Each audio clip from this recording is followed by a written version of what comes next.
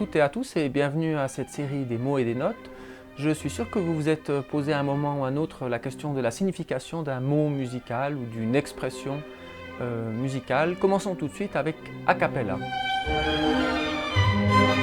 Chaque fois qu'on a un chanteur ou une chanteuse sur un plateau, on lui demande pouvez-vous chanter quelque chose a cappella. On peut lire aussi cette expression dans la presse, dans les titres sur tel ou tel chanteur ou tel groupe qui fait des reprises a cappella. Le sens standard de cette expression signifie qu'on va chanter quelque chose sans accompagnement. Donc normalement, on peut avoir un groupe de musique ou un piano ou autre, et là, on n'aura que la voix. C'est le sens qu'a acquis cette expression aujourd'hui. Cette expression a été popularisée au XIXe siècle par les membres de ce qu'on appelle le mouvement cécilien. C'est simplement un renouveau de la musique chorale a cappella justement, et on cherchait à rechanter des chants extrêmement anciens du XVe et du XVIe siècle, donc de la Renaissance. Alors pour voir l'origine de cette expression, il nous faut remonter à travers les siècles jusqu'à peu près vers 1500, donc au milieu de la Renaissance. Quand vous regardez une partition du XVe ou du XVIe siècle, vous allez remarquer une chose, il n'y a aucune mention d'accompagnement instrumental. Donc par exemple dans ce manuscrit, vous avez en haut à gauche les sopranos qui chantent, en bas à gauche les ténors, en haut à droite les altos ou contre-ténors et en bas à droite les basses. Cette disposition est vraiment typique de toute la Renaissance et en principe on se met autour d'un grand livre de chœur qui peut avoir une taille assez importante et puis on chante simplement autour de ce livre comme vous voyez ici dans l'illustration. Ça peut être des moines, c'est le cas ici, ou ça peut être une chapelle un peu plus fournie en diversité. C'est le cas dans ce tableau qui représente l'école espagnole. Ici vous avez des enfants de chœur qui vont chanter les voix les plus aiguës, donc alto et soprano, et puis des hommes qui vont chanter les ténors et les basses, ici toujours rassemblés autour d'un livre de chœur. Alors, les principales chapelles ou chœurs de l'époque, dans tous les grands centres religieux, sont assez fournis. On a en principe entre 8 et une vingtaine de chanteurs. Ça dépend toujours évidemment des moyens de l'église en question, ou du cardinal, ou du roi qui engage ces musiciens. Si on regarde les registres de salaire qu'on a encore aujourd'hui de ces différentes chapelles, on peut voir évidemment qu'il y a les paiements faits aux différentes voix, alto, soprano, ténor, et puis dans la plupart des cas, vous avez aussi des instrumentistes qui sont salariés. Donc vous pouvez avoir un tromboniste, alors c'est une sac-bout, mais c'est l'ancêtre du trombone. Vous pouvez avoir des cornettistes, vous pouvez avoir des joueurs d'instruments à vent qui en principe sont capables de jouer de plusieurs instruments à la fois, et vous avez aussi très souvent un organiste là derrière. Le but de ces instrumentistes, puisqu'on n'a pas de partition pour eux, c'est de renforcer les voix qui sont déjà existantes. Donc on appelle ça des doublures, on va doubler, le trombone va doubler la basse ou le ténor pour renforcer la sonorité, puisqu'on joue évidemment souvent dans des immenses cathédrales. On peut avoir aussi des instrumentistes qui sont engagés dans des plus petites chapelles où on n'a que 5-6 chanteurs, et donc on n'a pas forcément 1 ou 2 chanteurs par voix, mais on aimerait chanter le répertoire polyphonique à 4 voix qui circule partout en Europe, et donc on va simplement remplacer la voix de ténor ou de basse par un instrumentiste. Donc il est tout à fait habituel à la Renaissance de chanter avec des instruments. Vous voyez ici une illustration de ce que je vous dis, c'est une gravure d'époque où vous avez toujours ce livre de chœur ouvert avec des enfants au premier rang, des adultes, des hommes adultes qui font les voix graves, et puis autour de ça, vous avez toute une série d'instruments anciens qui vont renforcer ce chœur. Alors vous allez me dire quelle différence, ça fait une différence évidemment à l'écoute, dans le timbre que vous entendez. Alors on peut écouter deux versions différentes d'une messe de Josquin, donc le Kyrie 2 de la messe Hercules Dux Ferrare, écrite grosso modo vers la toute fin du XVe siècle. Puis on peut entendre une première version simplement a cappella, juste les voix comme c'est écrit dans le manuscrit.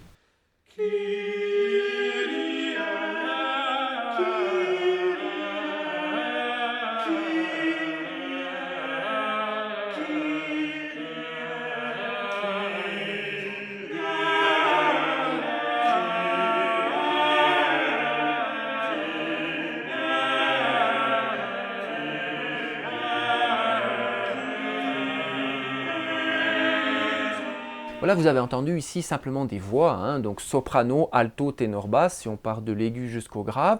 Et puis je vous propose une deuxième version où on va avoir des instruments avant qui doublent les voix qui sont écrites.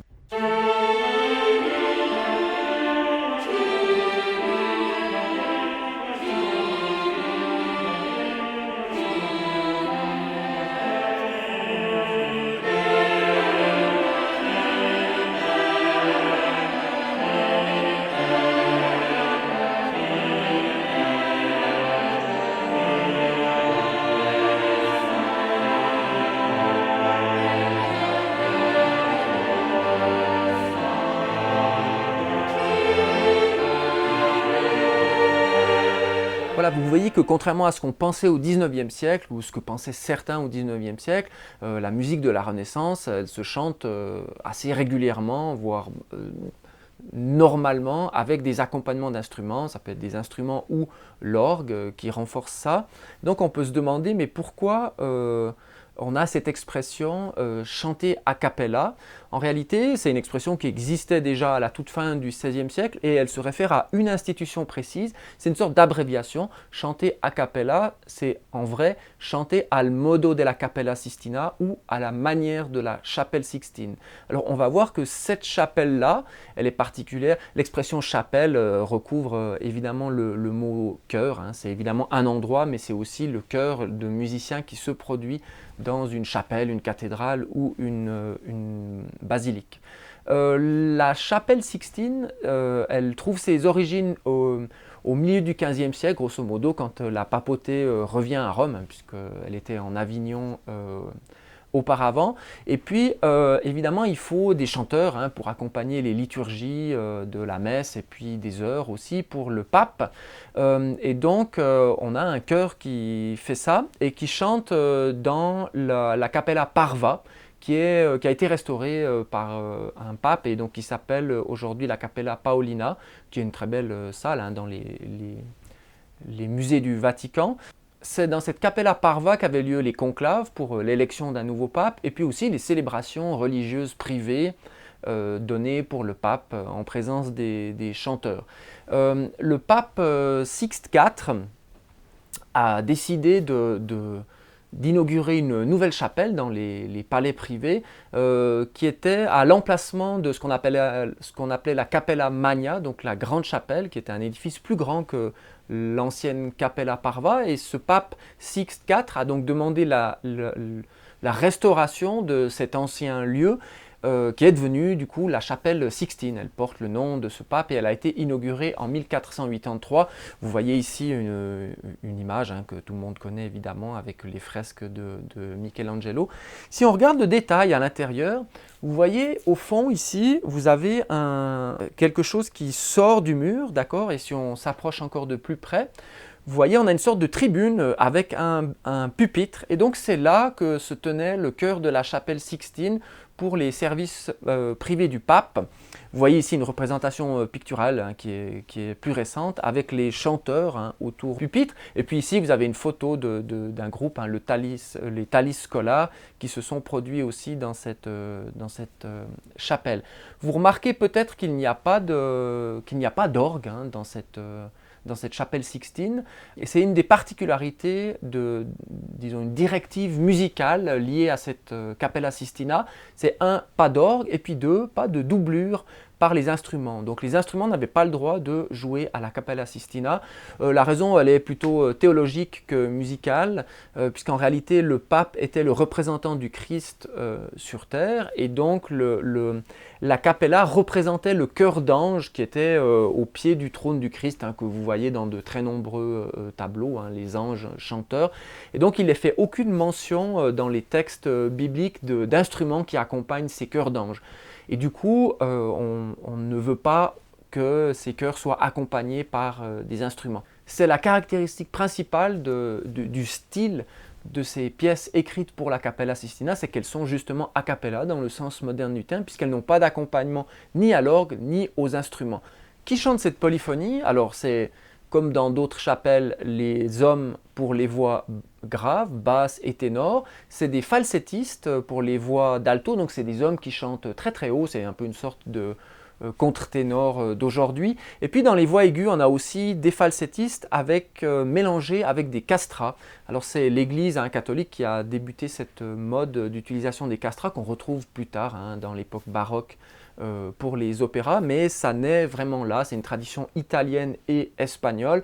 On a des témoignages à partir de 1562 de l'engagement de castrats dans les registres de la Cappella Sistina. C'est probablement une pratique qui est un tout petit peu antérieure, mais on n'a pas de documents.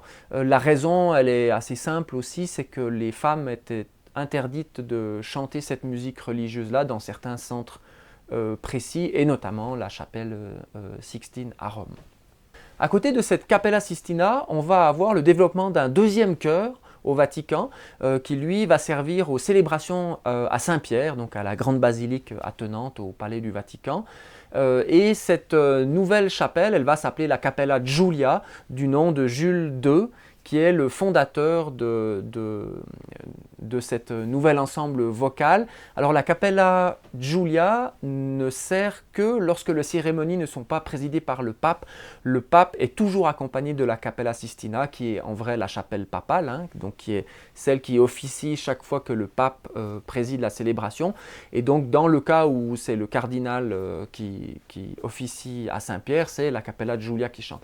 Cette chapelle est d'un modèle un peu différent de la chapelle Sixtine. Elle est en gros elle ressemble à ce qui se fait dans le reste de l'Italie. Ça veut dire qu'elle va avoir des enfants qui chantent, et donc on a une école cathédrale, on a une école qui forme des enfants de chœur, et puis surtout elle a des accompagnements instrumentaux et des accompagnements à l'orgue notamment. Les orgues de Saint-Pierre sont assez connus. Vous avez un tout petit peu plus tard, au début du XVIIe siècle, un des plus grands compositeurs du baroque, Girolamo Frescobaldi, qui occupe justement la place d'organiste à Saint-Pierre. Le style pur de la chapelle Sixtine va tomber en désuétude, disons, ne sera plus vraiment à la mode à partir de 1600, où on fait une nouvelle musique. C'est évidemment l'arrivée de la musique baroque, un tout petit peu avant déjà d'ailleurs à Venise avec Andrea et Girolamo Frescobaldi, où on va prendre l'habitude d'un nouveau style qu'on appelle le style concertant. Le style concertant, c'est pas tout à fait comme aujourd'hui l'idée du concerto, uniquement des instruments. Le style concertant à l'origine, ça veut dire qu'on va mélanger, faire concerter ensemble des voix et des instruments.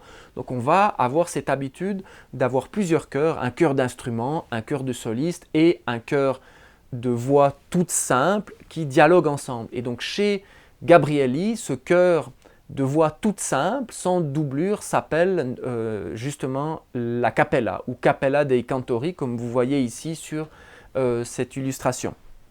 On peut donc dire que cette façon de chanter la polyphonie de la Renaissance sans accompagnement instrumentaux, uniquement avec la voix, c'est une exception liée à la chapelle Sixtine et à quelques autres endroits évidemment, mais dans la grande majorité des cas, on accompagnait cette musique avec les voix. Donc évidemment, cette expression aujourd'hui, elle a le sens qu'on connaît, chanter sans accompagnement, mais de façon historique, on peut quand même dire que c'est une minorité de chœurs ou d'exécutions musicales qui se faisaient de cette façon-là. Merci de votre attention et à bientôt.